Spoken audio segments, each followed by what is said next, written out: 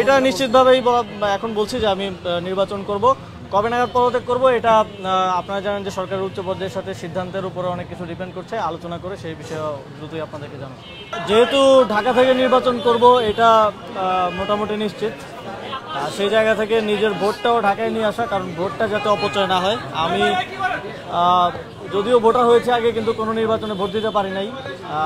দুইটা নির্বাচন আমি ভোটার হওয়ার পরে হয়েছে, 2018 সাল 19 সালে এবং 2024 সালে, এবং আপনারা জানেন যে এই সময়ে কেউই ভোট দিতে পারেনি। তো এই নির্বাচনে যাতে ভোট দিতে পারি সেটা নিশ্চিত করলাম। নির্বাচন কোথা থেকে করবো এই বিষয়ে এখনো চূড়ান্ত কোনো সিদ্ধান্ত হয়নি, তবে ঢাকা থেকে করবো।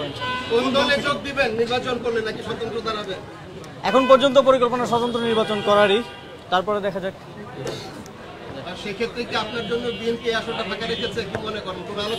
আমার কারোর সাথে কোনো ধরনের আলোচনা হয় নাই। কেউ কোন আসন কোন রাজনৈতিক দল ফাঁকা রাখলো কি রাখলো না সেটা আমার দেখার বিষয় না। আমি আমার সিদ্ধান্ত ব্যক্তিগতভাবে এককভাবেই নিব।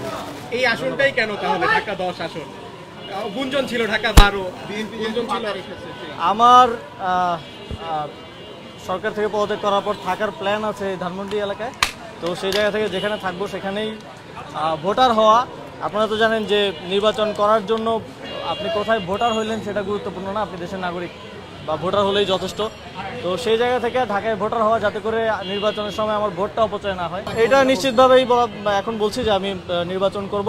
কবে নাগাদ পদত্যাগ করব এটা আপনারা জানেন যে সরকারের উচ্চ পর্যায়ের সাথে সিদ্ধান্তের উপরে অনেক কিছু ডিপেন্ড করছে, আলোচনা করে সেই বিষয়ে দ্রুতই আপনাদেরকে জানাবো। জুলাই সনদ নিয়ে অনেক কথা হচ্ছে, এটা কোন প্রক্রিয়ায় বাস্তবায়ন হবে? এই বিষয়ে এখনও যেহেতু কোনো সিদ্ধান্ত আসেনি, আপনারা জানেন যে সরকার রাজনৈতিক দলগুলোকে আলোচনা করার জন্য সময় দিয়েছে, এবং সরকার রাজনৈতিক দলগুলো থেকে ফিডব্যাক পাওয়ার পর চূড়ান্ত সিদ্ধান্ত নেবে। সিদ্ধান্ত নেওয়ার পরে বলা যাবে, এখনই কিছু বলা যাচ্ছে না। আসলে সরকার, রাজনৈতিক দলগুলো বলছে সরকার আসলে জনগণকে নিয়ে ভাবছে না, এটা নিয়ে আসলে কি বলবেন, কি প্রতিক্রিয়া দিবেন? সরকার তো জনগণকে নিয়েই কাজ করছে, জনগণকে নিয়েই ভাবছে, এবং সরকারের সকল কার্যক্রম জনগণমুখী। এবং এই সরকারের যেই তিনটা কাজ ছিল, সংস্কার, বিচার এবং গণতান্ত্রিক রূপান্তর, আপনারা দেখছেন যে তিনটা কাজই সমানভাবে এগিয়ে চলছে। বিচারের বিষয়ে এই মাসের মধ্যেই একটা গুরুত্বপূর্ণ অগ্রগতি হবে বলে আমরা জানি, এবং সংস্কারেরও কার্যক্রম চলমান আছে প্রায় শেষের দিকে। এখন প্রসেস থেকে শুরু করে এই বিষয়গুলো ডিফাইন হয়ে গেলেই এ বিষয়ে আর কোনো সন্দেহ থাকবে না। এবং নির্বাচনের বিষয়ে সরকার খুব স্পষ্টভাবেই ফেব্রুয়ারিতে নির্বাচন আয়োজন করার কথা বলেছে এবং বারবার বলছে।